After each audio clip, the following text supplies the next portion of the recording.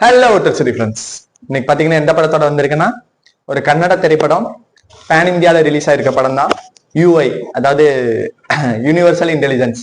இதுல யாரு ஹீரோவா நடிச்சிருக்காங்கன்னு பாத்தீங்கன்னா சொல்லவே தேவையில்லை, கன்னட சூப்பர் ஸ்டார் உபேந்திரா அண்ணா. அவர் வந்து ரேஷ்மா மேடம் நடிச்சிருக்காங்க.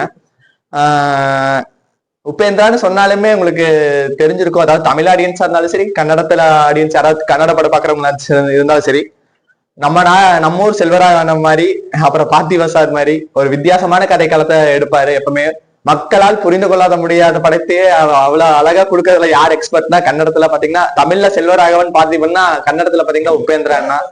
அதே மாதிரிதான் இந்த படத்தை கொண்டு வந்திருக்காரு. ஒரு வித்தியாசமான கதையை வித்தியாசமான திரைக்கதையோட செலுத்தி இருக்காரு. அதை கதைக்குள்ள போலாங்க டைரக்டா.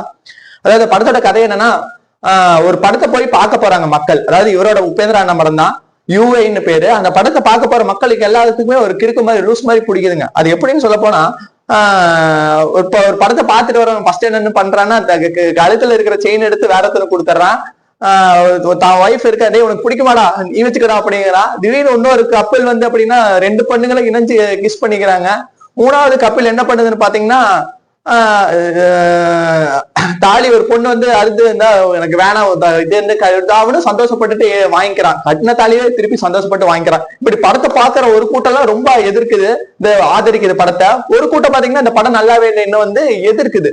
அப்படி இருக்கிற பட்சத்துல படத்தோட ரிவ்யூவும் யாரும் சொல்ல மாட்டேங்கிறாங்க. என்னடா அப்படி படத்துக்குள்ள சஸ்பென்ஸ் இருக்குன்னு நம்ம விமர்சகர் ஒருத்தர் வந்து அதை போய் டிஸ்கஸ் பண்ணலாம், ஆராய்ச்சி பண்ணிட்டு வரலாம்னு கிளம்புறாரு. அப்படி ஆராய்ச்சி பண்ணிட்டு வர போறவர் போனே டைரக்டா அங்க இந்த இடத்துல அவர் யாரு, அந்த படத்தை எடுத்த இயக்குனரான உபேந்திரா அண்ணா வந்து கதையை ஸ்டோரி பேப்பரை கிழிச்சு போட்டுப்பாரு. கிழிச்சு போட்டதெல்லாம் எடுத்து ஒட்டி வச்சு படத்தை இது கதையை படிப்பாருங்க. அப்படி வரதான் இந்த படத்தோட கதை. நம்ம வந்து படத்தோட கதையை சொல்ல வேணாம், ஸ்பாய்லரா போயிடும். இதுதான் இதுக்கு மேல நடக்க போற சம்பவங்கள் தான் படத்தோட கதை. அதாவது இந்த படத்துல எப்படி பாத்தீங்கன்னா உபேந்திரா அண்ணா பிளே பண்ணிருக்காங்கன்னு பாத்தீங்கன்னா, உபேந்திரா அண்ணா ஒரு கேரக்டர் பாத்தீங்கன்னா என்ன தர்ம அடி அடிச்சாலும் சரி, நான் வாங்கி இந்த உலகத்தை காப்பேன், நான் சத்தியுகத்துல இருந்து வந்தவன்டா, அந்த அளவுக்கு தெளிவா எக்ஸ்பிரஷன்ஸ் பண்ணிருப்பாரு. இன்னொரு கேரக்டர் பாத்தீங்கன்னா, நான் இருக்கிறதுலயே கொடுமையானவன், இந்த நாட்டையே நான் தான் அழிக்க போறேன். அதாவது இப்ப நடக்குது பாத்தீங்களா, இந்திய அரசியல் சூழ்நிலைகளா இருந்தாலும் சரி, உலக அரசியல் சூழ்நிலைகளா இருந்தாலும் சரி, இதை வந்து ஒரு காமிக்கா நம்ம தமிழ்ல பாத்துருப்போமே ஜோக்கர் படம், அந்த படத்துல வர வில்லனாட்ட, அந்த படத்துல வர ஹீரோவாட்டவே பண்ணிட்டு இருப்பாரு. பாக்குறக்கே உங்களுக்கு அப்படி சொல்ல முடியாது, அதுல கொஞ்சம் பாக்குறக்கு ஆக்ரோஷம் எல்லாம் பண்ணுவாரு. அது பார்த்தா நம்மளுக்கு காமெடியும் வராது, ஒண்ணும் வராது. ஆனா ஒரு விதத்துல ஓகே ஏத்துக்கிற மாதிரி தான் இருக்குது. அதாவது இந்த படத்துல சொல்ல போனோம்னா மெயினா வந்து ஜாதி மதம் இனத்தால வந்து மக்கள் எவ்வளவு பிரிஞ்சு பாகுபட்டு இருக்காங்க.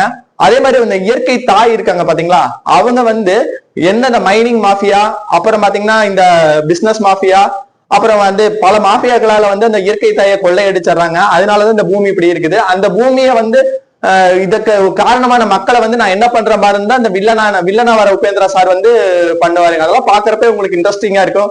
கூடவே இந்த அதே கட்டத்துல இன்னொரு உபேந்திரான்னா ரொம்ப நல்லவனாவும் நடிச்சிருப்பாரு. இந்த பூமியும் நான் தான் காப்பாத்த போறங்கிற மாதிரி வந்து அவ்வளவு இது பண்ண அவரு என்ன அடிச்சாலும் வாங்குற மாதிரியும் இருப்பாருங்க. அதாவது ரெண்டு உபேந்திரா இதை காமிப்பாங்க.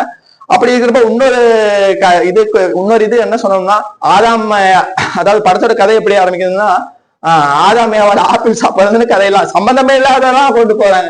நீங்க இந்த படத்துல பாத்தீங்கன்னா, அதாவது உங்களுக்கு வந்து ஒரு அல்ட்ரா நாலேஜ், உங்களோட ஐக்கியூ பவர் வந்து அதிகபட்சமா இருக்கணும். அப்பதான் இந்த படத்தை புரிஞ்சுக்க முடியும். அந்த அளவுக்கு உபேந்திரா என்ன எடுத்து வச்சிருக்காரு. சாதாரண ஒரு ஒரு ஃபேமிலியோட படத்துல போய் வந்தீங்கன்னா, நீங்க படம் பார்த்து வரப்ப இந்த படத்துல காமிக்கிற மாதிரி ஏதாவது கிறுக்கு பிடிச்சுட்டா வெளியே வரவங்க. நம்மளுக்கே அப்படிதான் ஆயிப்போச்சு, ஏன்டா இந்த படத்தை பார்த்தா அப்படி ஆயிப்போச்சு உண்மையாலுமே. ஆனா சொல்ல போனா வந்து இந்த படம் வந்து இப்பத்தி காலகட்டத்துக்கு ஒர்க் அவுட் ஆகுமா இல்லையா, ஒரு 20 வருஷத்துக்கு அப்புறம் இந்த படத்தை நீங்க பாத்தீங்கன்னா கண்டிப்பா இந்த படம் வந்து ஒர்க் அவுட் ஆகும். ஏன்னா இன்றைய அரசியல் சூழ்நிலையை தெளிவா எடுத்து காமிச்சிருக்காங்க. இனி வர கூடவே வந்து சைடுல அமெரிக்கா ரஷ்யாவையும் ஓட்டி விட்டாரு. அப்புறம் இன்ஸ்டா ரீல் பார்த்துட்டு சுத்துறோம் பாத்தீங்களா மனுஷங்க, இந்த மாதிரி அவங்களையும் வந்து ஓட்டி விட்டாரு. இன்னொன்னு பாத்தீங்கன்னா கடைசியில ஒரு 2050 ஒரு குறிப்பிட்ட காலத்துல காமிப்பாங்க இந்த வேர்ல்டு வார் மாதிரி. அதாவது எப்படின்னா வந்து எப்படி இந்த கொரோனா வைரஸாலையும் மொபைல் போன் அடிக்ஷனாலையும் ஏஐனாலையும் உலகம் எப்படி போகுதுன்னு அப்ப காமிப்பாங்க. ஒரு மக்கள் எல்லாம் கருகும்னு இருப்பாங்க, எல்லாம் பாக்குறதுக்கே வந்து இதா இருப்பாங்க. அவங்களுக்கு வந்து ஜாதி முத்திரை குத்தப்பட்டிருக்கும். கூடவே பாத்தீங்கன்னா அவங்களுக்கு சாப்பிடறக்கே சாப்பாடும் எள்ளும் கலந்த மாதிரி பிண்ட மாதிரி கொடுப்பாங்க. எல்லாத்துக்கும் மொபைல் போனை வந்து ஒரு இதுல இருந்து வந்து பைப்ல இருந்து வெளியே வர மாதிரி எல்லாம் வந்து ஒரு கிரியேட்டிவா யோசிச்சு பண்ணிருக்காரு. ஆனா பாத்தீங்கன்னா இப்ப இருக்கிற மக்களுக்கு இது மூளையில புரியுமா? ஏன்னா ஆளவந்தான் ரிலீஸ் அப்பவே நிறைய மக்கள் நம்மளுக்கு புரியாது. ஆனா அந்த மாதிரி ஒரு கதைக்களத்தை வந்து உபேந்திரா அண்ணா வந்து தமிழ்ல கொண்டு வந்து இது கன்னடமா எடுத்திருக்காரு. அது தமிழ் டப்லயும் வந்திருக்கு.